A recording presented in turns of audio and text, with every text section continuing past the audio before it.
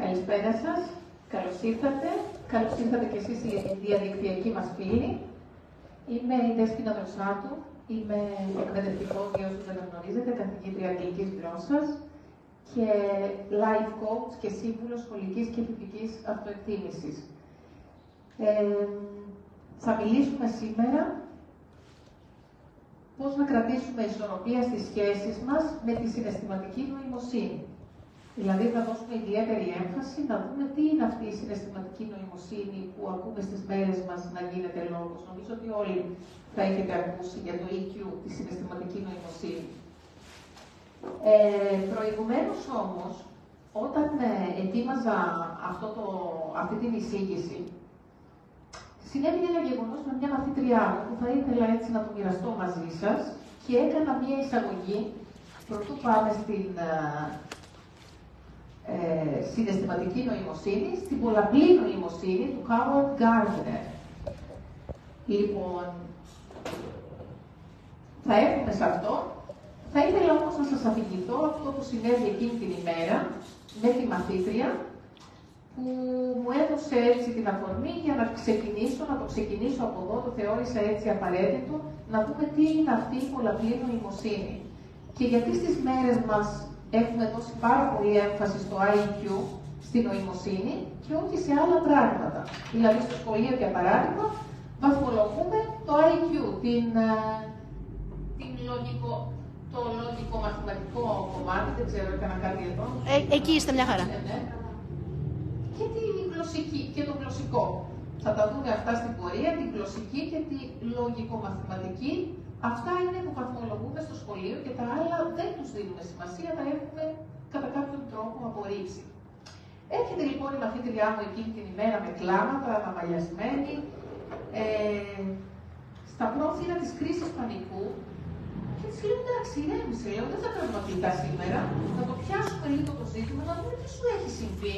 Γιατί πραγματικά το παιδί ήταν σε άσχημη κατάσταση, πρώτη γυμνασίου, μαθήτριά μου για 2 μόνο μήνες, γιατί άρχισε να ξεκινήσει τα αγγλικά, και μου λέει: ξέρετε, με βάλαμε στο τμήμα ένταξης και αύριο έχω να δώσω βιολογία, δεν ξέρω πόσες σελίδες. Και όλο αυτό το παιδί μπλοκαρίστηκε και δημιούργησε κατά κάποιο τρόπο μια κρίση πανικού. Αφήσαμε λοιπόν τα αγγλικά στην άκρη και της λέω: άφησε τα αυτά και πες μου ακριβώς αυτό πώς μπορείς να το διαχειριστείς. Δηλαδή τώρα για να πας αύριο και να δώσεις όλες αυτές τις σελίδες, δεν γίνεται, ξέχασέ το. Χαλάρωσε και πες μου. Άρχισε λοιπόν να μου λέει πράγματα. Και μου λέει: θα ήθελα, ανάμεσα σε όλα τα άλλα, να είμαι καλή μαθήτρια, να παίρνω καλούς βαθμούς και να κάνω τους γονείς μου χαρούμενους, σαν την αδελφή μου. Αλλά δεν τα καταφέρνω. Λοιπόν, την προηγούμενη μέρα, επειδή τίποτα δεν είναι τυχαίο, είχα δει στο TikTok ένα βιντεάκι όπου ανέλυε τον κήπο του βασιλιά σε μια ιστορία του Χόρχε Μπουκάη από τον δρόμο της εξάρτησης. Θα σας το αφηγηθώ έτσι με πολύ απλά λόγια, για να καταλάβετε κι εσείς τι περνάνε πολλές φορές τα παιδιά και οι γονείς μπορεί να έχουν πλήρη άγνοια και πόσο κακό γίνεται στον ψυχισμό τους. Ήταν λοιπόν ένας βασιλιάς και του άρεσαν πάρα πολύ τα δέντρα και τα φυτά. Έβαλε να του φυτέψουν έναν πάρα πολύ ωραίο κήπο με όλα τα δέντρα και τα φυτά και πήγαινε, χαιρότανε κάθε μέρα. Κάποια στιγμή όμως ο κήπος άρχισε να μαραίνεται. Τα δέντρα ξεράφηκαν και δεν υπήρχε τίποτα στον κήπο και δεν μπορούσε να εξηγήσει τι συμβαίνει. Πήγε λοιπόν στο πεύκο και του λέει: πεύκο μου, γιατί μαράθηκες, τι σου συνέβη? Και λέει το πεύκο: θα ήθελα να είμαι σαν τη βελανιδιά, ψηλό και ωραίο, και επειδή δεν είμαι, μαράθηκα. Πάει στο πεύκο: εσύ πεύκο μου, τι σου συνέβη? Θα ήθελα να είμαι σαν το κυπαρίσι, έτσι ψηλό και περήφανο για να σε ευχαριστώ, αλλά δεν είμαι και γι' αυτό τον λόγο μαράθηκα. Το ίδιο έγινε και με την κλιματαριά. Εγώ, λέει, κλιματαριά, θα ήθελα να κάνω τριαντάφυλλα για να σε ευχαριστήσω, αλλά δεν μπορώ να κάνω. Οπότε μαράθηκα. Πάει στην τριανταφυλλιά και να μην σας τα πολυλογώ σε όλο τον κήπο, έτσι έγινε. Και η τριανταφυλλιά λέει: μα εγώ ήθελα να κάνω αυτά τα υπέροχα σταφύλια που έκανε η κλιματαριά. Και επειδή δεν μπορούσα, μαράθηκα. Και κάποια στιγμή βλέπει εκεί μπροστά του μια φρέζια, ένα μικρό λουλουδάκι που μοσχομύριζε φρέσκο. Και απόρρισε, λέει, φρέζια, εσύ μέσα σε αυτό το θλιβερό και μαραμένο κήπο, πώς επιβίωσες, γιατί, τι συνέβη? Και του λέει λοιπόν η φρέζια, βασιλιά μου, του λέει, εγώ κάθισα και σκέφτηκα, όταν με φύτευσες, ήθελες μία φρέζια. Αν ήθελες τριανταφυλλιά, θα φύτευες μία τριανταφυλλιά. Ή κάτι άλλο. Και σκέφτηκα λοιπόν να είμαι μία φρέζια όσο καλύτερα μπορώ. Λοιπόν, μέσα από αυτό, καταλαβαίνετε, το παιδί πήρε το μήνυμα ότι ο καθένας είναι να είναι ο εαυτός του, ο καθένας έχει το δικό του ταλέντο, το δικό του χάρισμα. Δεν μπορεί να είναι κάτι άλλο. Τα παιδιά όμως, σε όλο αυτό το περιβάλλον, το σχολικό άγχος, με τους γονείς, με το σχολείο, κάπου το χάνουν. Και υπάρχει πραγματικά πάρα πολύ άγχος. Και έτσι λοιπόν, από αυτό το περιστατικό, ξεκίνησα την εισήγησή μου από την πολλαπλή νοημοσύνη του Howard Gardner. Το 1983 αυτός ο Αμερικανός ψυχολόγος είπε, ξεχάστε ότι ξέρατε το μέχρι τώρα για το IQ και όλα αυτά, δεν υπάρχει μία νοημοσύνη και δεν είναι βαθμολογούμε μία νοημοσύνη, αλλά η πολλαπλή νοημοσύνη. Και έρχεται και μας μιλάει για 9 είδη νοημοσύνης. Σήμερα βέβαια προχωρώντας ο κόσμος και η τεχνολογία είναι 12 τα είδη νοημοσύνης. Ποια είναι αυτά, θα τα περάσουμε έτσι λίγο γρήγορα, αλλά εδώ μπορεί και ο καθένας από εσάς να δει ποιο είδος νοημοσύνης έχει. Δεν έχει μόνο ένα, ο καθένας έχει ένα συνδυασμό. Η νατουραλιστική έχει να κάνει με τη φύση. Βοτανολόγος, γεωπόνος, σεφ, ο άνθρωπος που έχει αυτό το χάρισμα. Χωροταξική, ναυτική, πιλότοι, γλύπτες, αρχιτέκτονες, ζωγράφοι. Μουσική νοημοσύνη, κιναισθητική, που είναι να χειρίζεσαι αντικείμενα και να κάνεις χρήση πολλών σωματικών δεξιοτήτων, όπως οι αθλητές, οι χορευτές, οι γιατροί. Πάμε στη γλωσσική και τη λογικομαθηματική. Το νούμερο 5 και 6, αυτά είναι που έχουμε σήμερα στο σχολείο. Και αυτά βαθμολογούμε και αυτά μόνο εξετάζουμε και εκεί βάζουμε τους βαθμούς. Και μόνο τα παιδιά που έχουν αυτή τη νοημοσύνη τα επενούμε, ενώ τα υπόλοιπα κατά κάποιον τρόπο περιθωριοποιούνται από το σύστημα. Έχουμε την υπαρξιακή, τη διαπροσωπική, που είναι να αλληλεπιδρά σωστά με τους άλλους, οι δάσκαλοι, η κοινωνική λειτουργία, οι ηθοποιοί, οι πολιτικοί, αυτοί που μπορούν και αναπτύσσουν καλές σχέσεις με τους άλλους. Και η εκδοπροσωπική, που έχει να κάνει με τον εαυτό μας, το μέσα μας, ψυχολόγοι, φιλόσοφοι, πνευματικοί ηγέτες. Αυτή είναι η θεωρία του Howard Gardner και τα 4 σημαντικότερα σημεία της είναι ότι κάθε άτομο έχει ένα συνδυασμό, όπως είπαμε πριν, των 9 αυτών τύπων. Και μπορεί να τις αναπτύξει τις νοημοσύνες του, είναι τα ταλέντα του δηλαδή του κάθε ανθρώπου. Το ταλέντο που έχει, το οποίο μπορεί να το αναπτύξει, οι νοημοσύνες συνεργάζονται και καμία δεν υπάρχει μόνη της. Τώρα εσείς, ο καθένας μπορεί να είδε στον εαυτό του ποια είδη νοημοσύνης έχει. Μπορεί να έχει 3, 4, 5. Άρα λοιπόν, κάπου το εκπαιδευτικό μας σύστημα δημιουργεί πάρα πολύ άγχος και κατά κάποιο τρόπο θα μπορούσαμε να πούμε ότι είναι μονόπλευρο και δεν καλλιεργεί, δεν ενθαρρύνει τα παιδιά να αναπτύξουν τα ταλέντα τους. Και παλιότερα αυτό υπήρχε πάρα πολύ σε παλιότερα χρόνια που πιέζαν τα παιδιά οι γονείς σε συγκεκριμένες σχολές, ας πούμε. Λοιπόν, ο δείκτης νοημοσύνης, το IQ, μας λένε ότι συμβάλλει μόνο κατά 20% στην επιτυχία ενός ατόμου, ενώ το 80% είναι κατά κύριο λόγο το EQ, η συναισθηματική νοημοσύνη. Όλα αυτά θα τα αναπτύξουμε παρακάτω και θα τα δούμε για ποιο λόγο. Άρα καταλήγουμε στο συμπέρασμα ότι οι υψηλές σχολικές βαθμολογίες δεν είναι πανάκια για επιτυχία σε κοινωνικό και επαγγελματικό επίπεδο. Αλλά χρειάζεται ένα συνδυασμός και μία καλλιέργεια της συναισθηματικής νοημοσύνης, η οποία οι περισσότεροι θα ξέρετε ότι έχει μπει και στις επιχειρήσεις και όταν γίνονται από το Τμήμα Ανθρωπίνων Πόρων, εν πάση περιπτώσει, τα τεστ ή οι συνεντεύξεις και όλα αυτά, υπάρχουν πάρα πολλές τέτοιου τύπου ερωτήσεις συναισθηματικής νοημοσύνης. Και επιλέγονται αυτοί που έχουν υψηλότερη συναισθηματική νοημοσύνη.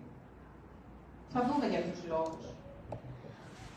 Το ζητούμενο λοιπόν είναι η καλή συναισθηματική ρύθμιση, που σημαίνει να έχουμε τα επιθυμητά συναισθήματα σε κατάλληλα επίπεδα, τη σωστή στιγμή και με τον σωστό τρόπο. Και μας λέει εδώ ο Αριστοτέλης, που ο Αριστοτέλης ουσιαστικά είναι ο πρώτος διδάξας, αυτός είναι ο πρώτος που μίλησε για τη συναισθηματική νοημοσύνη, και ο Γκόλμαν το αναφέρει στις αρχικές σελίδες, κάνει αναφορά στον Αριστοτέλη. Ο καθένας μπορεί να θυμώσει, αυτό είναι εύκολο, αλλά το να θυμώσει κανείς με το σωστό άτομο, στο σωστό βαθμό, τη σωστή στιγμή για τη σωστή αιτία και με το σωστό τρόπο, αυτό δεν είναι εύκολο. Και θα το δούμε γιατί δεν είναι εύκολο και μπορεί ο καθένας να το σκεφτεί για τον εαυτό του. Πόσες φορές θυμώσαμε και βγάλαμε το θυμό μας σε λάθος άτομα.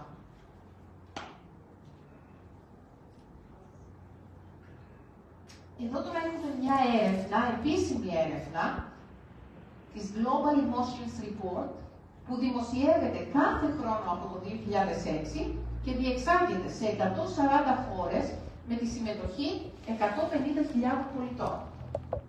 Και μας λέει αυτή η έρευνα. Οι Έλληνες διακατέχονταν το 2018 από το μεγαλύτερο άγχος σε όλες αυτές τις χώρες, ποσοστό 59%, πρωτιά που παραμένει για τρίτη χρονιά από 18 και μετά, τώρα δεν ξέρω τι ακριβώς έχει γίνει. Στη δεύτερη θέση βρίσκονται οι Φιλιππίνες, μετά η Τανζανία και η Αλβανία.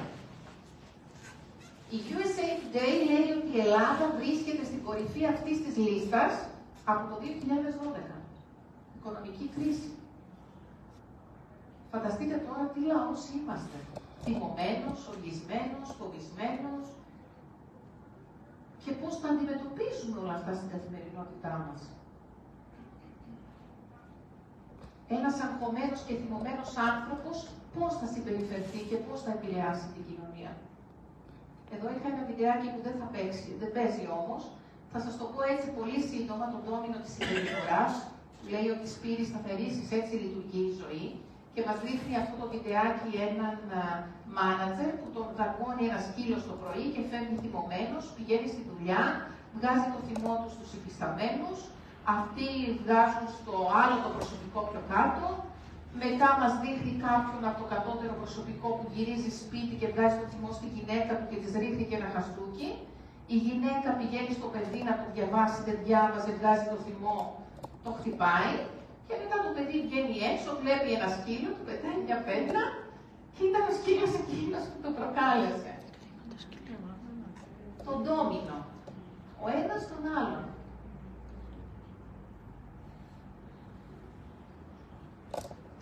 Εδώ είναι μια μαγική λέξη, αυτοέλεγχος. Σκεφτείτε τώρα τι γίνεται εκεί έξω, με όλη τη βία που ακούμε, την ενδοοικογενειακή βία, την οπαδική βία, το bullying στα σχολεία, τις γυναικοκτονίες και λέμε να λύσουμε το πρόβλημα. Πώς θα το λύσει το πρόβλημα, έτσι λύνεται. Από κάπου πρέπει να ξεκινήσεις για να λυθεί το πρόβλημα αυτό. Και η μαγική λέξη κλειδί είναι αυτοέλεγχος. Έχουμε μάθει να ελέγχουμε τον εαυτό μας, τα συναισθήματά μας. Μας τα δίδαξε κανείς. Αυτά έπρεπε να μας διδάσκουν στο σχολείο. Γιατί όλα αυτά που λέμε τώρα διδάσκονται. Είναι μαθήματα, δηλαδή επιστήμονες, παιδαγωγοί, ερευνητές, έχουν κάτσει, έχουν κάνει μελέτες, υπάρχουν βιβλία, τα έχουν καταγράψει και δεν ασχολούνται να τα βάλουν, να τα διδάξουν στα νέα τα παιδιά. Γεια σας. Η επίγνωση των συναισθημάτων μας ανεβάζει πολύ τις πιθανότητες για αυτοέλεγχο. Ο αυτοέλεγχος είναι μία από τις πιο σημαντικές ικανότητες της συναισθηματικής νοημοσύνης, για την οποία θα δούμε μετά πιο αναλυτικά. Και είναι ασφαλώς απαραίτητος και για την ψυχική μας ισορροπία. Το πώς να διαχειριζόμαστε τα συναισθήματά μας. Πάνω απ' όλα, έχει καθοριστική σημασία στις σχέσεις μας, στην οικογένεια, στο εργασιακό περιβάλλον, παντού. Ο Ο Ντάνιελ Γκόλμαν είναι και αυτός ένας Αμερικανός ψυχολόγος, ο οποίος το 1995 έγραψε το βιβλίο «Συναισθηματική νοημοσύνη, Emotional Intelligence». Και είναι αυτός που σας είπα ότι πάτησε πάνω στον Αριστοτέλη, αναφέρει στις πρώτες σελίδες ότι ο πρώτος διδάξας ήταν ο πρόγονός μας ο Αριστοτέλης. Τι είναι η συναισθηματική νοημοσύνη? Νοημοσύνη είναι η λογική. Έχουν τα συναισθήματα λογική. Γιατί ονομάστηκε έτσι? Γιατί είναι τόσο σημαντική?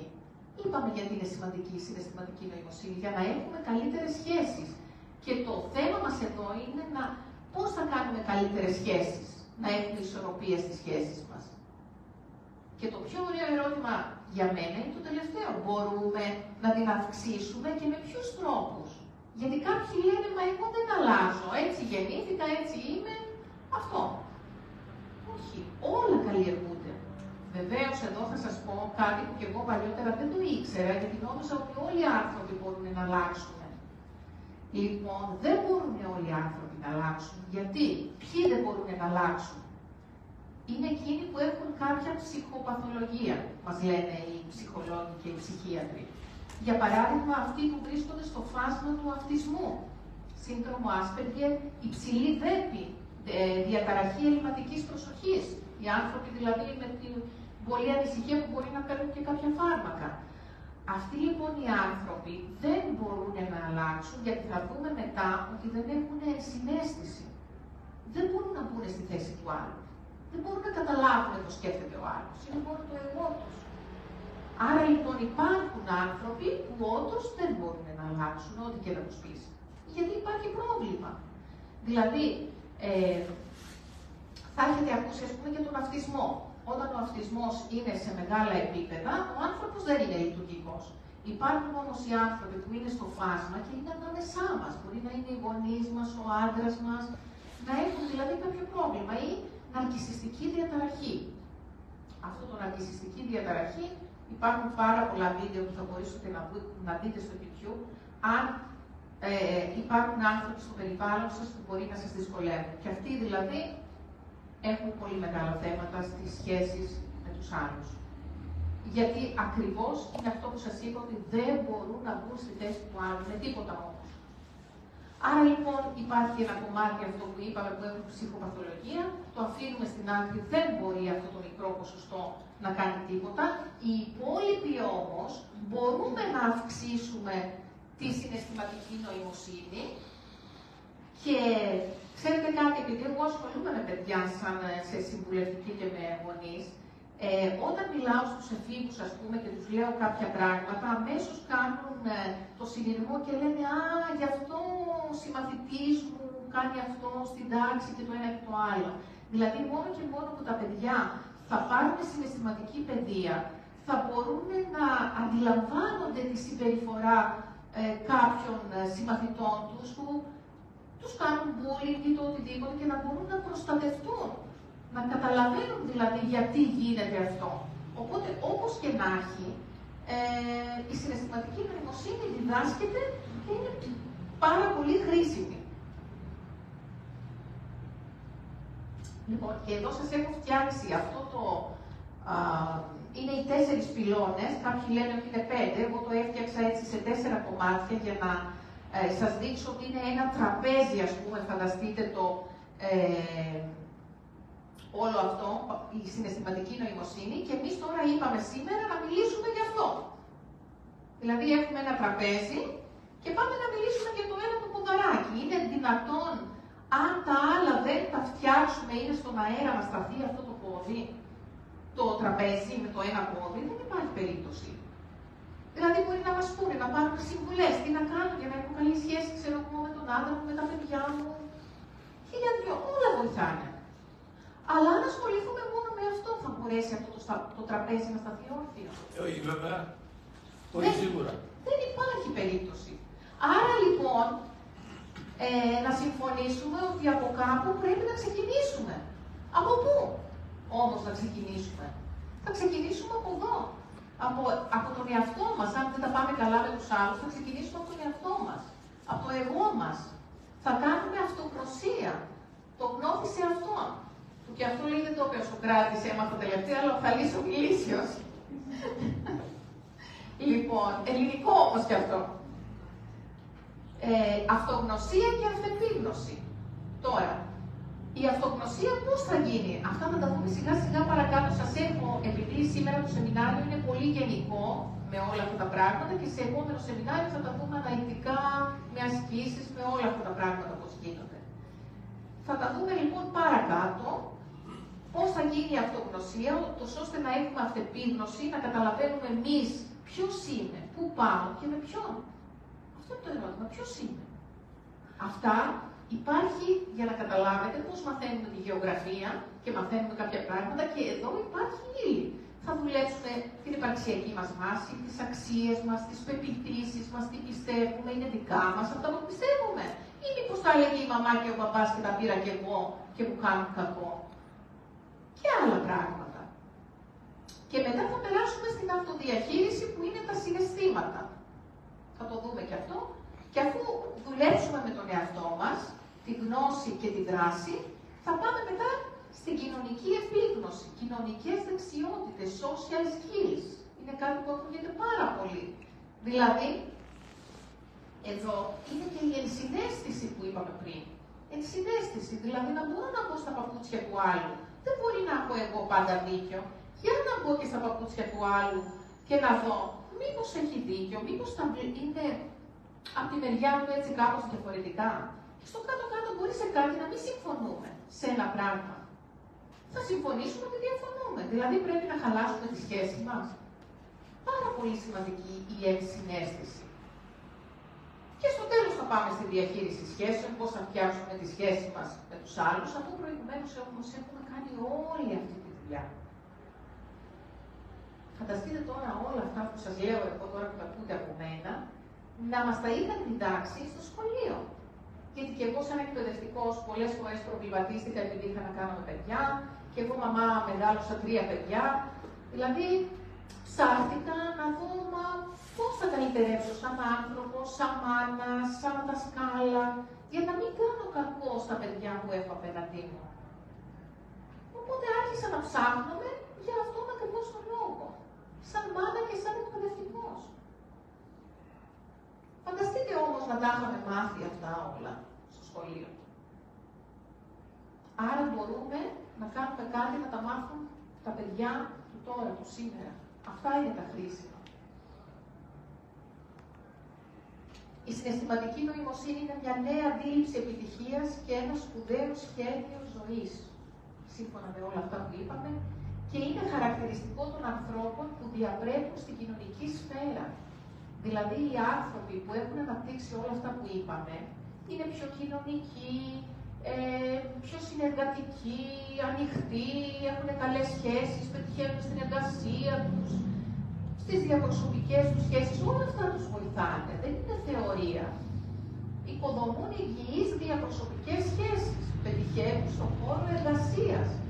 Είναι η ξεχωριστή σφραγίδα ποιότητας που σηματοδοτεί την πρόοδο του ανθρώπινου είδους.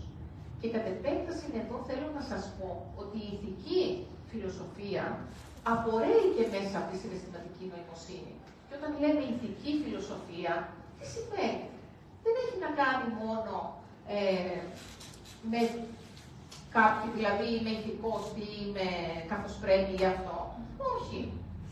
Η ηθική φιλοσοφία σημαίνει ότι δεν θα πάω να σκοτώσω τον γειτονά μου επειδή με εκνεύρισε. Πόσα περιστατικά έχουμε δει βίας και στις μέρες μας τέτοια. Ένας άνθρωπος λοιπόν με υψηλή συναισθηματική νοημοσύνη δεν θα καταφύγει στη βία. Ο Ντάνιελ Γκόλμαν με το βιβλίο του αυτό και όλη αυτή την μέθοδο καθοδηγεί τους γονείς και τους δασκάλους ως προς τον τρόπο με τον οποίο μπορούν να διδάξουν αυτές τις δεξιότητες και να εκμεταλλευτούν όσο το δυνατόν, να αξιοποιήσουν θα έλεγα, όσο το δυνατόν καλύτερα αυτό το μοναδικό κανάλι επικοινωνίας στην παιδική ηλικία. Να φτιάξουμε τα παιδιά με την παιδική ηλικία. Εμείς θα φτιάχνουμε τα παιδιά, τα πλάθουμε. Είναι ένας πυλός που τον πλάθεις. Γιατί η επιγενετική, που είναι μια επιστήμη που έχει ξεπεράσει το DNA, μας λέει στην Αμερική ο Μπρους Λίπτον ότι εκείνο που μετράει είναι το περιβάλλον 80%. Το DNA είναι μόνο 20%. Και δύο δίδυμα παιδιά, το ένα να μεγαλώσει στο Αφγανιστάν και το άλλο να μεγαλώσει στην Αμερική. Πώς θα διαμορφωθούν αυτά τα παιδιά? Αλλά το περιβάλλον δεν διαμορφώνει κατά κύριο λόγο.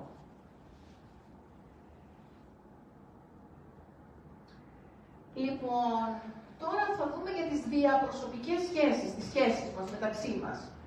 Ένα παράδειγμα αντίδρασης στη σύγκρουση, όταν μαλώνουμε. Τι γίνεται? Πάντα, μα πάντα, είτε το καταλαβαίνουμε είτε όχι, βιώνουμε στρες εκείνη τη στιγμή όταν έχουμε μία σύγκρουση. Και είμαστε προγραμματισμένοι, όπως είναι οι ηλεκτρονικοί υπολογιστές, να αντιδράσουμε με 3 τρόπους.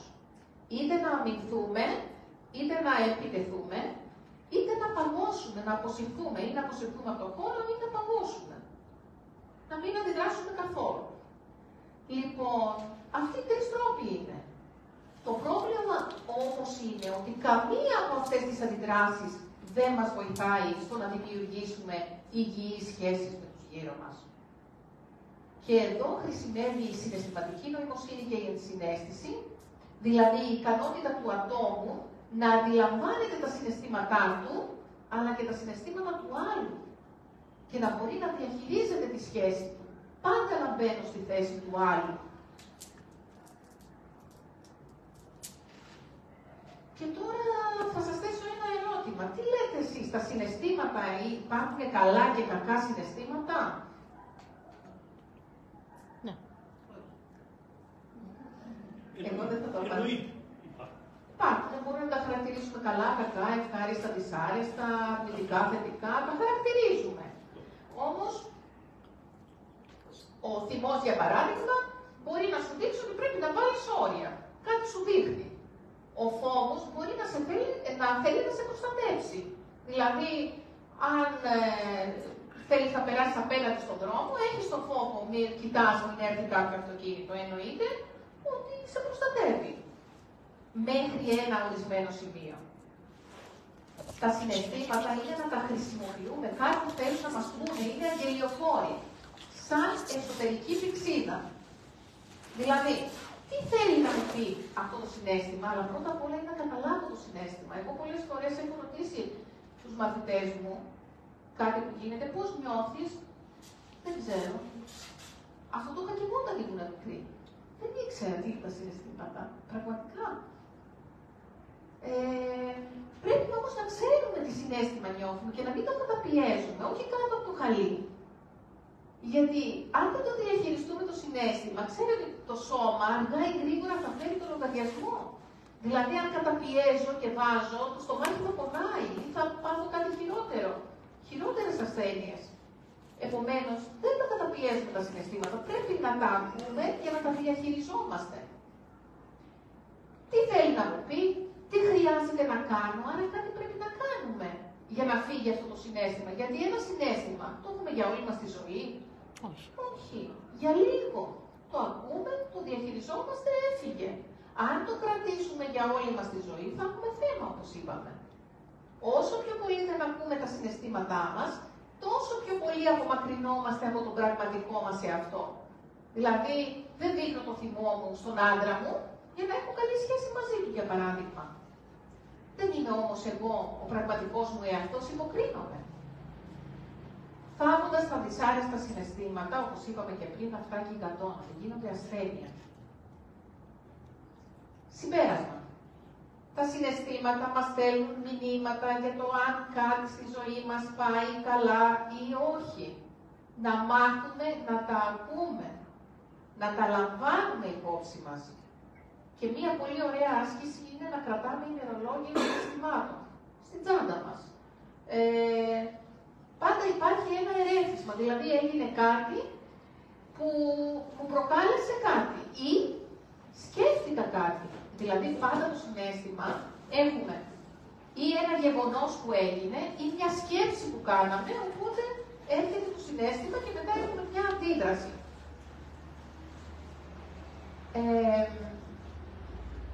Εδώ για το συναίσθημα θέλω να σας πω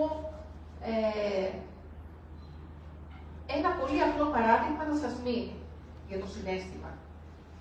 Λοιπόν, φανταστείτε, μπαίνετε στο αυτοκίνητο και χτυπάει, τελειώνει η βενζίνη, ανάβει το λαμπάκι και τουκ τουκ χτυπάει το καμπανάκι και σου πάει τα νεύρα. Και τι θα κάνεις? Είναι καλό αυτό ή κακό που χτυπάει το καμπανάκι και ανάβει το λαμπάκι? Καλό ή κακό? Εξαρτάται σε ποιο σημείο του δρόμου είμαι.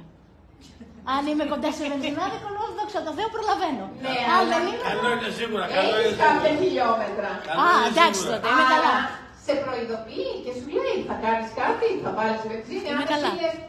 Άντε τώρα από εκεί πέρα γιατί χτυπάει, ξέρω εγώ, με εκνευρίζει και τα λοιπά και ξεχνάς να βάλεις βενζίνη, παρακάτω θα μείνεις. Αν όμως βάλεις τη βενζίνη και προχωρήσεις, είσαι μια χαρά. Άρα το συναίσθημα σε προειδοποιεί, όπως αυτό το παράδειγμα που είπαμε. Έτσι ακριβώς. Αν θέλετε να θυμάστε τι είναι το συναίσθημα. Γι' αυτό μπορεί να πούμε ότι δεν είναι καλό ή κακό, μας προειδοποιεί. Μπορεί να μας προστατεύει από κάτι, μπορεί να μας ενθαρρύνει για κάτι. Άρα είναι ένα καμπανάκι. Και σου λέει κάνε, θα κάνεις.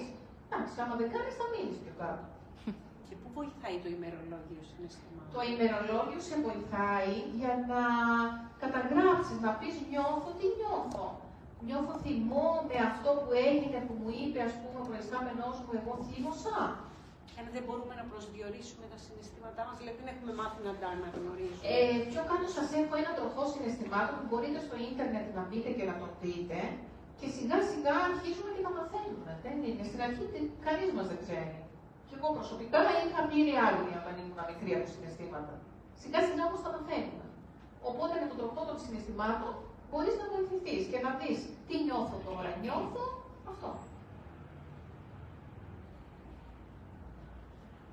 Η αυτεπίγνωση λοιπόν, είμαστε στο πρώτο ποδαράκι, είπαμε ακόμα, αυτογνωσία, αυτεπίγνωση. Η επίγνωση έχει μέσα ότι το έχω μάθει πια, το έχω πάρει το μάθημά μου. Δεν είναι απλά πληροφορία. Η αυτεπίγνωση λοιπόν μου λέει ότι έχω πια γνώση των συναισθημάτων. Εδώ βρίσκεται η αυτοπεποίθηση. Έχω αυτοπεποίθηση για παράδειγμα ότι μπορώ να παίζω καλό ποδόσφαιρο. Έχω αυτοεκτίμηση που σημαίνει ότι μπορώ να αξιολογήσω τον εαυτό μου και να ξέρω η αυτοεκτίμηση είναι εκτιμώ τον εαυτό μου. Ξέρω ότι είμαι καλή σε αυτό, είμαι κακή σε αυτό, δηλαδή αυτή είναι η αυτοεκτίμηση. Αυτά όλα τα μαθαίνουμε στην αυτογνωσία, αυτεπίγνωση. Πώς γίνεται λοιπόν αυτό που είμαστε ακόμα στο πρώτο κομμάτι της αυτογνωσίας, πώς αυξάνεται η αυτεπίγνωση? Με σεμινάρια, με βιβλία προσωπικής ανάπτυξης, με ομιλίες όπως τώρα που μαθαίνουμε πράγματα, με συνεδρίες, με ψυχοθεραπεία και το ημερολόγιο που είπαμε πριν μπορώ να γράψω νιώθω. Καλύτερα να γράφουμε νιώθω και όχι είμαι θυμωμένος, νιώθω θυμό. Και τώρα θα σας δείξω τον τροχό συναισθημάτων. Εδώ στο ημερολόγιο μπορούμε να γράφουμε ποιος άνθρωπος μου προκάλεσε αυτό το συναίσθημα, ποιο γεγονός μου το προκάλεσε, μπορούμε να τα γράφουμε. Οπότε μετά, στο τέλος της μέρας ή μετά από μια εβδομάδα θα ρίξουμε μια ματιά και θα πούμε «Α, θύμωσα από αυτό, από αυτό και από αυτό». Οπότε αρχίζουμε και γινόμαστε συνειδητοί τι μας συμφέρει. Δεν πάμε στον αυτόματο. Αυτό τώρα δεν το βλέπετε, αλλά μπορείτε να το ψάξετε στο ίντερνετ. Είναι ο τροχός συναισθημάτων του Πλάτσικ, έτσι λέγεται ο συγκεκριμένος, αλλά έχει και άλλα πολλά στο ίντερνετ. Εγώ προτίμησα αυτό. Και τα συναισθήματα, από ό,τι μας λένε, τα πρωτογενή συναισθήματα είναι 6 ή 8 λένε κάποιοι. Ποια είναι αυτά τα 6 βασικά δηλαδή συναισθήματα? Και μετά έχουμε συνδυασμό πολλών. Οπότε έχοντας αυτό εδώ, μπορούμε να μάθουμε σιγά σιγά τα συναισθήματά μας. Ποια είναι αυτά τα πρωτογενή, τα βασικά συναισθήματα, τα 6 τα πούμε? Ποια είναι λέτε? Σας βάζω δύσκολα. Δεν θα πάρετε βαθμό στο τέλος. Τα γνωστά. Θυμός, ξέρω εγώ. Θυμός, ο φόβος, η αγάπη, η χαρά. η χαρά. Ναι, και η αγάπη είναι, αλλά στα... Είναι κατάσταση μάλλον η αγάπη. Ναι. Η λύπη. Ναι, η χαρά, η λύπη, ο φόβος, ο θυμός, η αηδία και η έκπληξη. Η αηδία είναι πρωτογενές. Η αηδία γιατί άμα θα βάλω στο στόμα μου κάτι δηλητηριώδες, με προστατεύει. Και θα το φτύσω, δεν θα πεθάνω. Και εγώ αναρωτιόμουν, μα η αηδία, η έκπληξη, δηλαδή είναι η προφυλάξει. Ναι, μας προφυλάσει. Και ίσως έχει να κάνει και με το πρωτογενή εγκέφαλο που έχουμε. Ναι, αυτά τώρα τα βλέπετε εδώ. Χαρά, λύπη, φόβος, έκπληξη, αηδία, θυμός και μετά βλέπετε ένα συνδυασμό. Οπότε αυτός ο τρόπος βοηθάει κάποιον που θέλει να κρατήσει ημερολόγιο και να μάθει πράγματα για τον εαυτό του. Άρα, αυτά τα συναισθήματα τα διδάσκονται τα παιδιά στη τρίτη και στην τετάρτη δημοτικού. ναι, μπράβο, χαίρομαι, γιατί ξέρω στον νηπιαγωγείο τι γίνεται δουλειά. Στον νηπιαγωγείο πολύ δουλειά. Υπάρχει στο βιβλίο του. Ωραία, ναι. Μετά όμως πάμε να διδάσκονται να υπάρχει στην άση. Πόσο πολύ ασχολείσαι, βέβαια. Ναι, ναι. Στο νηπιαγωγείο ξέρω ότι κάνουν πάρα πολύ καλή δουλειά. Απλά δεν ήξερα ότι στο δημοτικό μπορεί σε κάποιες πράξεις να γίνεται. Στην Τετάρτη. Ναι, ωραία. Είναι πάρα πολύ σημαντικό.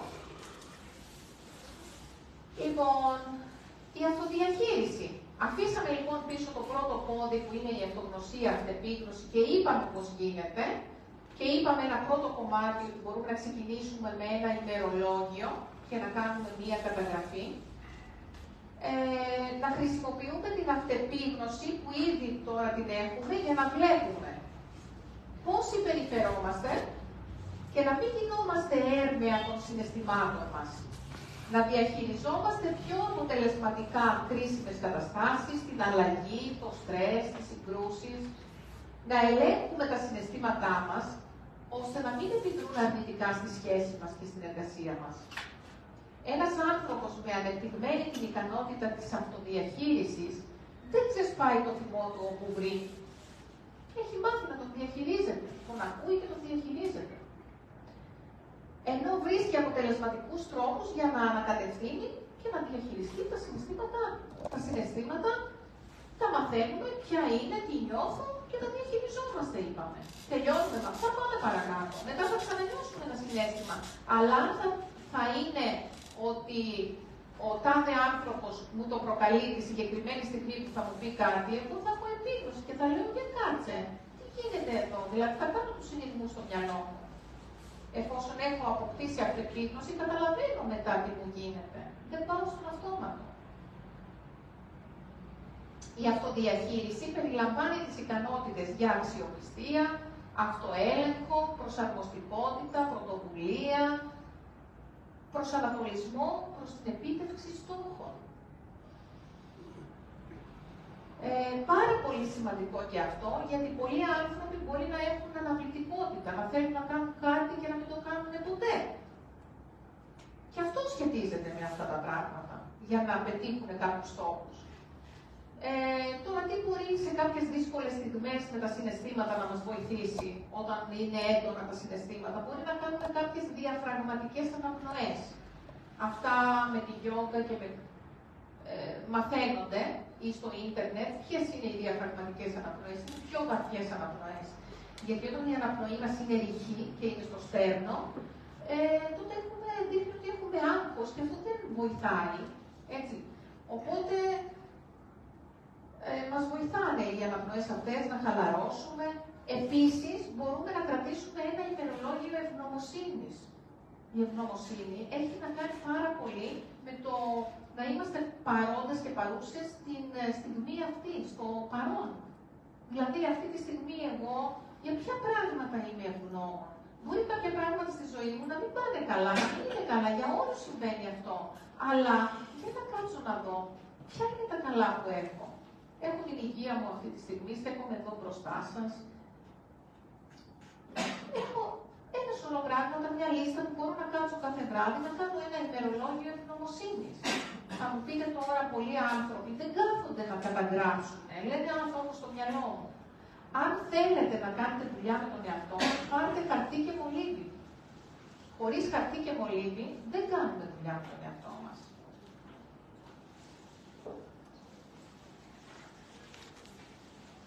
Η κοινωνική επίγνωση. Αφού κλείσαμε λοιπόν τώρα και το δεύτερο πόδι που είδαμε, πάμε στην κοινωνική επίγνωση. Ο άνθρωπος που έχει υψηλή κοινωνική επίγνωση μπορεί και αντιλαμβάνεται τα συναισθήματα των άλλων. Είναι η εξυναίσθηση. Έχει εξυναίσθηση.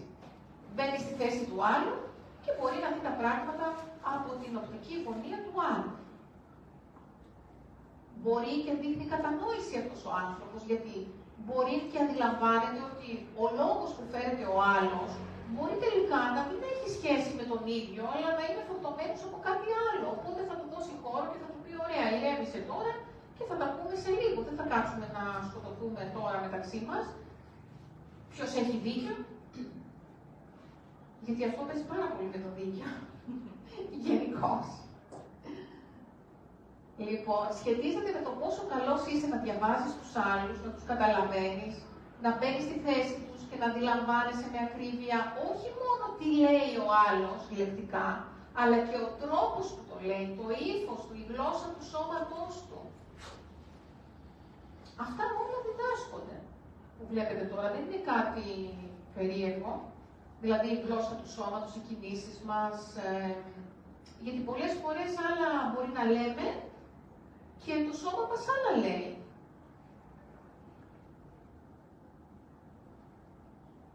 Για να αυξήσεις τώρα την κοινωνική σου επίγνωση, αυτό που είπαμε, η γλώσσα του σώματος, να μάθουμε δηλαδή κάποια πράγματα.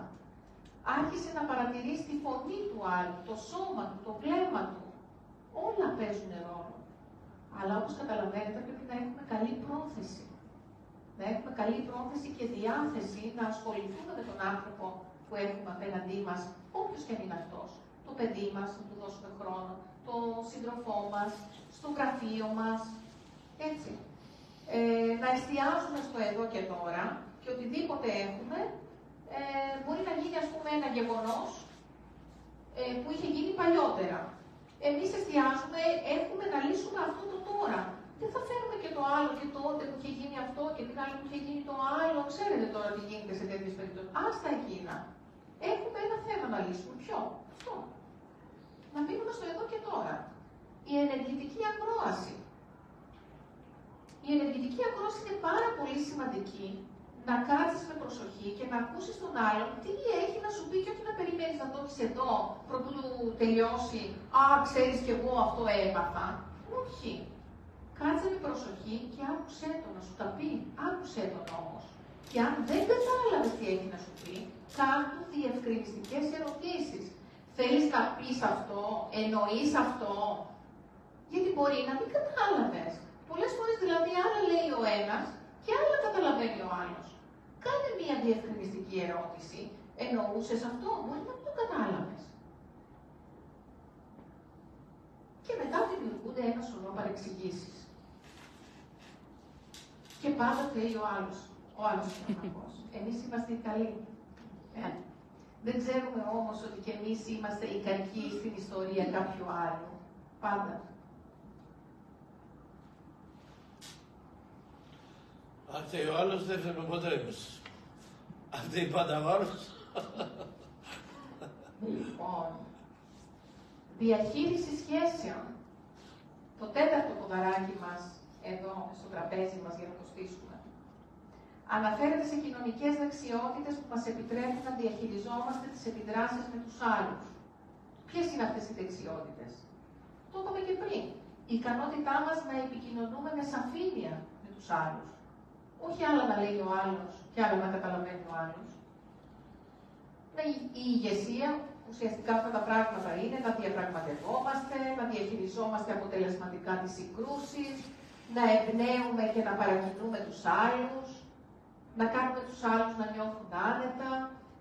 Συμπέρασμα, οι άνθρωποι που δεν έχουν αναπτυγμένη τη διαχείριση σχέσεων, ακόμα και αν διανοητικά είναι πανέξυπνοι, αυτά που λέγαμε και πριν, βιώνουν κοινωνικές αποτυχίες και συχνά χαρακτηρίζονται αντιπαθητικοί. Αυτό που λέγαμε πριν, ότι στις επιχειρήσεις πια μετράει πάρα πολύ η συναισθηματική νοημοσύνη. Δηλαδή, μπορεί κάποιος να είναι πανέξυπνος, να έχει ένα σωρό προσόντα και να επιλεγεί ο άλλος με υψηλή συναισθηματική νοημοσύνη. Γιατί όταν... Ναι, σχετίζεται καλύτερα με τους γύρω του.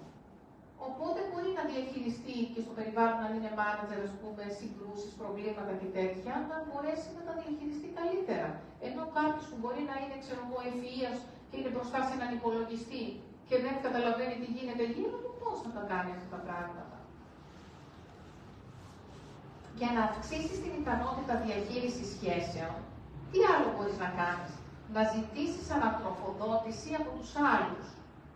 Δεν σε καθορίζει η γνώμη του άλλου, δηλαδή αυτό που θα σου πει ο άλλος δεν σημαίνει ότι είναι και η πραγματικότητα. Σκέψου όμως, έστω και 1/100 να έχει μια δόση αλήθειας. Αλλά όχι οποιοδήποτε άλλος, μια υπεύθυνη γνώμη, ένας άνθρωπος που εκτιμάς. Κάνε έναν αναστοχασμό σχέσεων του παρελθόντος. Στοχάσου μια σχέση καλή που είχες και μια κακή. Πώς λειτουργήσε, πώς ήταν αυτή η λειτουργική σχέση, πώς ήταν η άλλη, πώς ήσουνα. Συζήτησε τις αποφάσεις σου και μην τις ανακοινώνεις απλά, δηλαδή στην οικογένεια. Εγώ αποφάσισα να πάω διακοπές με τη φίλη μου. Άμα το πεις αυτό στον άντρα σου, τι θα σου πει? Μπράβο! Λοιπόν, να πάρει και μια κάρτα δικηγόρου. Δεν αποφασίζουμε, συζητάμε. Ξέρεις, σκέφτομαι αυτό, εσύ τι λες. Δείξε εμπιστοσύνη, εκτίμηση και σεβασμό. Δεν ξέρω αν θέλετε μέχρι στιγμής, γιατί πάμε προς το κλείσιμο, αν έχετε κάποια ερώτηση ή κάτι να διευκρινίσουμε. Όχι διευκρίνηση, όσον αφορά επιβεβαίωση. Πρώτον, η ενεργητική ακρόαση που είπαμε, αν το παρατηρήσουμε, το φαινόμενο αυτό στην καθημερινότητά μας δεν συμβαίνει μόνο με την ακρόαση. Δηλαδή, έχει συμβεί, να πούμε, ρε παιδί μου, αύριο στις 5 θα συναντηθούμε και ο απέναντί μας να μην έχει καταλάβει τίποτα ή να είναι κάπου να το βλέπουμε και να πει τι ώρα θα συναντηθούμε αύριο. Αυτό... Μάλλον δεν άκουσα. Να το βάλουμε στον δόλο, δεν πειράζει, θα το βάλω. Αυτό που έχει να κάνει...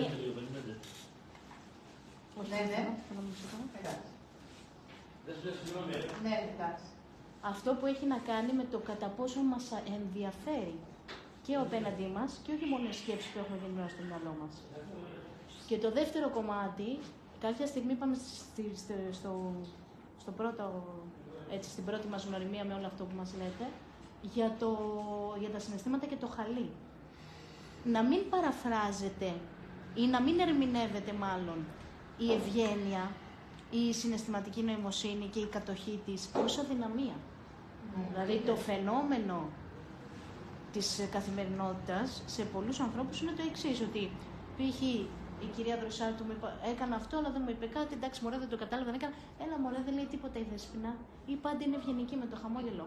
Δεν σημαίνει ότι ένας άνθρωπος που είναι πάντοτε ευγενικός με το χαμόγελο δεν έχει καταλάβει τι συμπεριφορά έχει ο απέναντι, αλλά προτιμά και την οδό της ευγένειας και της συναισθηματικής νοημοσύνης. Αυτό ήθελα, διότι το συναντώ, τουλάχιστον εγώ προσωπικά το έχω αυτό το θέμα, και πολλές φορές όταν χρειάζεται να μην μπω στη συναισθηματική νοημοσύνη και να είμαι λίγο πιο αυστηρή, τότε καταλαβαίνω ότι υπάρχει η προσοχή που χρειάζεται. Αλλά είμαι της άποψης. Ναι, αλλά είμαι της άποψης ότι αυτό δεν χρειάζεται. Γιατί να σε φτάσει ο άλλος στο αμήν για να καταλάβει ότι αυτό που λες έχει ουσία. Όταν το πηγαίνεις με την ευγένεια, να μην μας θεωρούν ως αδύναμους. Αυτό έχω να πω. Εντάξει, ο καθένας μπορεί να θεωρεί ό,τι θέλει. Το ζήτημα είναι εμείς. Ναι, απλά είπαμε στα συναισθήματα. Έχουμε δυναμώσει τα συναισθήματά μας, τι όρια βάζουμε και μπορεί ο άλλος να λέει και να κάνει ό,τι θέλει. Από τη στιγμή που εμείς θα έχουμε δυναμώσει και θα είμαστε μια χαρά, ας πούμε ό,τι θέλει. Και επειδή το είπε ο άλλος, δηλαδή, μπορεί να πει ένα, ξέρω εγώ, κοσμητικό επίθετο για μένα σημαίνει ότι εγώ είμαι. Όχι, σίγουρα. Άρα βάζεις τα όρια σου και μέχρι ένα ορισμένο σημείο. Ας λέει ό,τι θέλει. Χαρακτηριστικά νοητά μπορούμε να πούμε την κόκκινη γραμμή. Του επιτρέπω μέχρι εδώ. Τα όρια εμείς τα βάζουμε. Να ρωτήσω και εγώ. Ναι. Στην προηγούμενη καρτέλα, στο τέλος που είπατε ότι δεν ανακοινώνουμε απλά μια απόφαση, τη συζητάμε. Μερικές φορές ανακοινώνουμε απλά μια απόφαση γιατί την έχουμε σκεφτεί και θέλουμε τόσο πολύ να το κάνουμε αυτό, το θεωρούμε κάτι δικό μας και δεν το συζητάμε από το φόβο ότι μήπως ας πούμε μας το απορρίψουν ή δεν συμφωνήσουν μαζί μας. Δηλαδή κάποιες αποφάσεις τις θεωρούμε ότι τις θέλουμε πάρα πολύ ας πούμε να γίνει έτσι. Οπότε, ναι, εκεί είναι και η γλώσσα που θα χρησιμοποιήσεις και ο τρόπος που θα το πεις. Θα πρέπει να ξέρεις ο άλλος απέναντί σου πόσο ανεκτικός είναι, σε τι γλώσσα μιλάει και καταλαβαίνει. Δηλαδή όλα παίζουν ρόλο. Θέλω να πω ότι αν εμείς θέλουμε οπωσδήποτε να γίνει έτσι όπως το αποφασίσαμε εμείς, έτσι θέλουμε, είναι δική μας επιλογή. Γιατί αν δεν τον αφορά τον άλλον, είναι δική μας επιλογή, το έχουμε αποφασίσει, εννοείται ότι θα το κάνουμε. Έχει σημασία αυτό που λέτε. Αν δεν τον αφορά.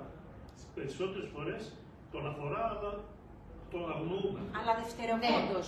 Θα μπορούσαμε όμως να υποστηρίξουμε γιατί. Εγώ θέλω να κάνω αυτό. Γιατί. Γιατί θα είμαι χαρούμενη, γιατί. Με επιχειρήματα δηλαδή. Ναι, δηλαδή έχω κάποια επιχειρήματα. Δεν θέλω, έτσι μου ήρθε, έτσι θα το κάνω γιατί έτσι θέλω εγώ. Έχω κάποια επιχειρήματα. Αυτό εμένα θα μου δώσει χαρά. Θα με ξεκουράσει. Όταν όμως έχουμε δουλέψει τη συναισθηματική μας νοημοσύνη, έχουμε καλλιεργήσει την εμπιστοσύνη, το κλίμα εμπιστοσύνης, σεβασμού. Έτσι. Υπάρχει αυτό το κλίμα. Οπότε και ο άλλος, όταν είναι σε μια παρόμοια κατάσταση, μπορεί να καταλάβει. Αν τώρα όμως βρίσκεται σε εκείνη τη μεριά που είπαμε ότι υπάρχουν άνθρωποι που δεν μπορούν αυτό να το καλλιεργήσουν, εκεί θα έχουμε πρόβλημα. Οπότε θα δούμε πώς θα το διαχειριστούμε. Γιατί είπαμε προηγουμένως ότι όταν έχουμε να κάνουμε με ένα στο φάσμα του αυτισμού, ξέρω εγώ και τέτοια. Ναι, δεν μιλάμε για αυτό το ποσοστό. Ναι. Μιλάμε για... Γενικά όμως, νομίζω ότι αυτό είναι το καλύτερο. Δηλαδή, όταν έχεις δουλέψει τη συναισθηματική νοημοσύνη, καλά, όταν το έχουν δουλέψει και οι δύο, είναι το ιδανικό. Αλλά έχουμε κάτι άλλο. Πάντως λέω, οι άνθρωποι είμαστε πολύ περίεργοι και θα έρθω σε αυτό που λέει η Δήμητρα και με την ευγένεια και όταν είμαι πολύ... Θα φέρω ένα παράδειγμα. Είμαι στο δρόμο και οδηγώ και έρχεται ο κύριος με το να μου καθαρίσει το τζάμι. Ναι. Εάν γυρίσω και τον κοιτάξω και του πω όχι, δεν θα το κάνει. Όταν ανοίξω το παράθυρο και του πω σε ευχαριστώ φίλε μου, δεν θέλω, σε ευχαριστώ, θα μου το καθαρίσει το τζάμι.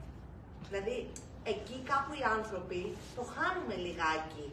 Όταν εγώ είμαι πολύ ευγενικός και πολύ χαρούμενος και πολύ ανοιχτός. Νομίζω ότι τώρα αυτό έχει να κάνει και με τον άνθρωπο. Δεν ξέρω αν είναι γενικότητα, αν είναι κάτι γενικό. Να. Όχι, έχει να κάνει και με τον άνθρωπο, με το περιβάλλον και με το τι επίπεδο είναι ο άνθρωπος. Συμβαίνει πολύ συχνά αυτό. Ναι. Συμβαίνει πολύ συχνά. Πέρα την ευγένεια για ανοχή, ας πούμε. Βέβαια. Η ευγένεια είναι ένα πάρα πολύ σημαντικό προσόν. Τώρα μου ήρθε στο μυαλό με αυτό που λέτε. Είχα διαβάσει πρόσφατα κάποιον που σπούδασε στο Λονδίνο και στις ερωτήσεις, λέει, στο πανεπιστήμιο, τους είχε βάλει ο καθηγητής, έγραφε διάφορα έτσι δύσκολα ερωτήματα και στο τέλος ποιο είναι το όνομα της καθαρίστριας. Και πάθανε πλάκα. Και λέει, εντάξει, λέει, δεν σοβαρολογείτε ότι θα βαθμολογήσετε και το τελευταίο ποιο είναι το όνομα της καθαρίστριας. Ασφαλώς και σοβαρολογώ. Αυτό είναι γεγονός, δηλαδή έχει γίνει σε πανεπιστήμιο στην Αγγλία, στο Λονδίνο. Γιατί το διάβασα πρόσφατα και μου έκανε πολύ μεγάλη εντύπωση. Ασφαλώς λέει. Και έλεγε διάφορα και λέει στο τέλος έμαθα και το όνομα της καθαρίστριας. Δηλαδή στη ζωή μας δεν υποτιμούμε τους ανθρώπους. Αυτό που λέμε οι άνθρωποι με συναισθηματική νοημοσύνη, αντιλαμβανόμαστε ότι όλοι οι άνθρωποι έχουμε αξία. Έτσι, αξία είναι τη γενέση του ο καθένας, έχει αξία. Εκείνο που είναι διαφορετικό είναι οι ικανότητες του καθενός και κάπου αλλού είχα διαβάσει ότι ο πρωθυπουργός της χώρας με τον οδοκαθαριστή έχουν ακριβώς την ίδια αξία. Απλά οι ικανότητες του καθενός είναι διαφορετικές. Δεν σημαίνει δηλαδή ότι επειδή ο άλλος είναι πλούσιος ή επειδή έχει ένα αξίωμα είναι παραπάνω από τον άστεγο. Είμαστε όλοι ανθρώπινες ψυχές. Η αξία μας είναι από τη γέννησή μας. Άρα είναι άλλο το ένα και άλλο το άλλο. Επομένως η ευγένεια, γιατί θα μιλήσω δηλαδή στον Πρωθυπουργό ευγενικά και στον οδοκαθαριστή, θα τον βρίσω. Αυτό δεν συμβαίνει όμως. Συμβαίνει ως φαινόμενο, ναι. Στους ανθρώπους που αναπτύσσουν τη συναισθηματική νοημοσύνη δεν συμβαίνει. Ενώ στην πλειοψηφία όμως και στην καθημερινότητα αυτό δεν συναντάμε. Ναι, αλλά δεν θα έπρεπε όμως να συμβαίνει. Και πώς, αυτό λέω, και πώς αυτός ο άνθρωπος, που υποτίθεται ότι δεν ήταν ο Πρωθυπουργός και ήταν ένας άνθρωπος πολύ. Πώς πήρε, πώς το παίρνει και αυτός, δηλαδή δεν έχει εξοικειωθεί με αυτόν τον τρόπο.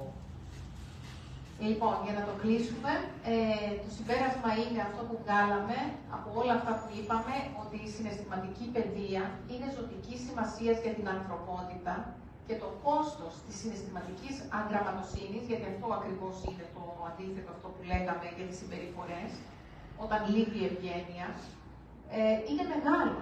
Από την αύξηση των συμπτωμάτων κατάθλιψης και το ξέσπασμα βίαιων επεισοδίων. Τι βλέπουμε στην τηλεόραση συνέχεια, τι γίνεται στην Ελλάδα, ας πούμε στην Ελλάδα. Όλα αυτά που έλεγα προηγουμένως.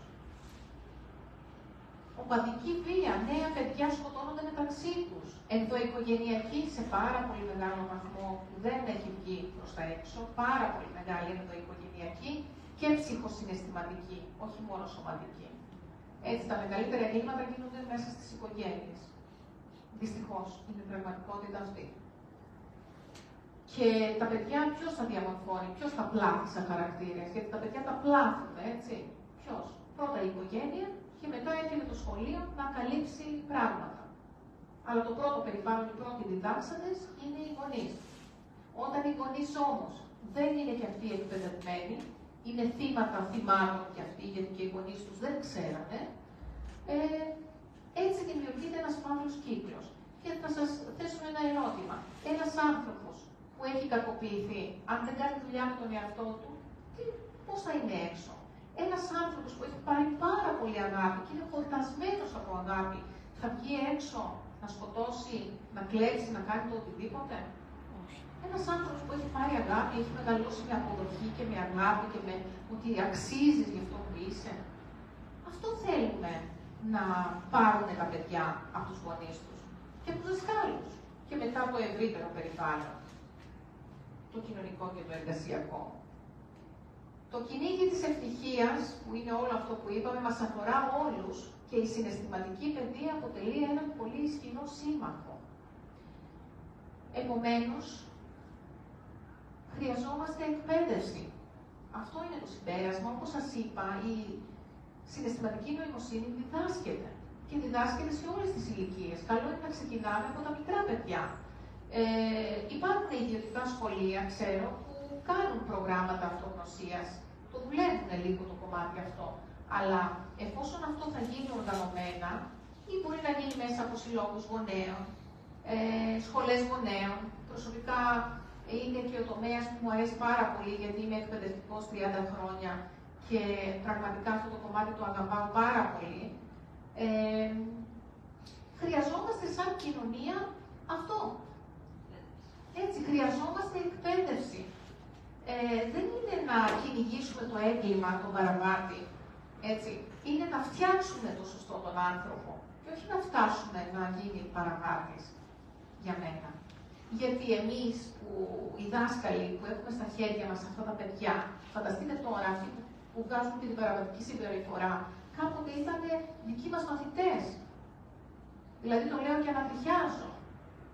Και οι δάσκαλοι μπορούν να με καταλάβουν, γιατί όταν ήταν μικρά παιδιά, δεν είπαν ότι εγώ αύριο θα βγω να κλέψω, να σκοτώσω και να τα κάνω. Αλλά για κάποιους λόγους όμως γίνανε αυτά. Και εμείς πολλές φορές οι δάσκαλοι μπορούμε να δούμε ποιο είναι το προφίλ των μαθητών μας και τι εξέλιξη θα έχουν, από τι περιβάλλον έρχονται και που πάνε. Δηλαδή, ανοίγουμε την τηλεόραση και βλέπουμε όλα αυτά τα κακά που γίνονται. Πώς γίνανε? Πώς γίνανε έτσι ξαφνικά, δηλαδή, γέμισε ο κόσμος παραβάτες και παραβατική συμπεριφορά? Κάποτε αυτοί οι άνθρωποι ήταν μικρά παιδάκια. Καταλαβαίνετε, που εμείς οι δάσκαλοι τα είχαμε στα χέρια μας. Ήταν καλά παιδάκια, κάτι έγινε στην πορεία, κάτι στράβωσε. Αλλά ποιος δίνει σημασία σε αυτό? Δες πριν πώς για τα 13 χρόνια τώρα που έγινε ποτέ σε ένα περιστατικό προχθές, κάτι κορίτσια χτυπήσανε ένα, πήγανε και πέσανε πάνω και το πάγανε. Όχι, είναι πάρα πολλά. Γιατί είναι σε μικρή ηλικία, στο σχολείο δεν μαθαίνουν, ας πούμε, ότι πρέπει να είναι ευγενείς, δεν πρέπει να κάνουν ευγενείς. Είπαμε, Μιχάλη, ότι τώρα θα τελειώσουμε με ένα ποίημα που νομίζω τα λέει όλα, γιατί κάποιες φορές και η ποίηση βοηθάει πάρα πολύ στο να αντιληφθούμε πράγματα, αυτά που λέμε όλα. Δηλαδή, από κάπου έγινε 13 χρονών. Από κάπου ξεκίνησε, κάτι πήγε στραβό πιο παλιά. Πάει σχολείο, παιδί μου, από 5,5 χρόνια, 6 μέχρι τα 14 και σχολείο. Και με το να λες λόγια μόνο, δεν γίνεται τίποτα. Γιατί τα παιδιά μας αντιγράφουν. Έχεις δίκιο. Έτσι, μας αντιγράφουν. Παρακολουθούν τις κινήσεις μας, των γονιών. Όταν υπάρχει κι άλλο ένα πολύ ωραίο βήμα που δεν το έχω αυτή τη στιγμή, που αυτό λέει, όταν εσύ δεν με έβλεπες, τη μαμά, εγώ σε παρακολουθούσα. Δηλαδή, είναι πολύπλοκο το ζήτημα, αλλά πρέπει να το πιάσουμε εν τη γενέση του, όχι να πιάσουμε το παραπάτι. Δεν ξέρω, εμένα αυτές είναι οι απόψεις μου και γι' αυτό τώρα, οδεύοντας, ας πούμε, στην ωριμότητά μου και εγώ, ύστερα από τόσα χρόνια διδασκαλίας μιας γλώσσας, έχω πει ότι τώρα θέλω να διδάξω τη συναισθηματική νοημοσύνη. Εγώ χάρηκα πάρα πολύ που ήρθα. Μαζί με άλλους εκπαιδευτικούς, να μπορέσουμε να κάνουμε κάτι πήραμε, Χρήστο, έτσι κάτι πήραμε. Λοιπόν, θα κλείσουμε με το βήμα αυτό που σας είπα. Αν ένα παιδί αντιμετωπίζεται με επικρίσεις, μαθαίνει να καταδικάζει. Αν αντιμετωπίζεται με εχθρότητα, μαθαίνει να επιτίθεται. Αν ένα παιδί γελιοποιείται, μαθαίνει να είναι ντροπαλό. Αν ένα παιδί ζει με την ντροπή, μαθαίνει να αισθάνεται ένοχο. Αν αντιμετωπίζεται με ανεκτικότητα, μαθαίνει να είναι υπομονετικό. Αν ενθαρρύνεται, μαθαίνει να έχει αυτοπεποίθηση. Αν ένα παιδί επενείται, μαθαίνει να αξιολογεί θετικά τους άλλους, να επενείται από τους γονείς και από το σχολικό περιβάλλον. Αν ένα παιδί αντιμετωπίζεται με ευθύτητα, μαθαίνει να είναι δίκαιο. Αν νιώθει ασφάλεια, μαθαίνει να πιστεύει στους άλλους. Αν ένα παιδί είναι αποδεκτό, αποδοχή, μαθαίνει να αγαπά τον εαυτό του. Και ξέρετε τι είναι το πιο σημαντικό από όλα όσα είπαμε σήμερα? Η αγάπη του εαυτού. Η αγάπη του εαυτού μπορεί να φαίνεται, και είμαστε στη σχολή αγάπης εαυτού, είναι το α και το ω. Η μεγάλη δασκάλα η Λουίς Χέι, αν την έχετε ακούσει, έλεγε ότι όσοι έρχονται με πρόβλημα, ξεκινάω από αυτό, γιατί έχουν self-hatred, δηλαδή αυτομίσος, για να τους περάσει μετά, να τους θεραπεύσει και να τους πάει στο self-love, που είναι η αυτοαγάπη. Μην το θεωρείτε ότι όλοι οι άνθρωποι αγαπούν τον εαυτό τους, ανάλογα με το περιβάλλον που έχει μεγαλώσει ο καθένας. Και ένας άνθρωπος που αγαπάει τον εαυτό του είναι αυτό που λέγαμε πριν. Δεν θα βγει έξω να κάνει κακό. Δεν θα γίνει παραβάτης. Αυτό είναι το ζητούμενο και αυτό είναι η συναισθηματική νοημοσύνη. Σας ευχαριστώ για την προσοχή. Εμείς ευχαριστούμε. Είστε υπέροχοι.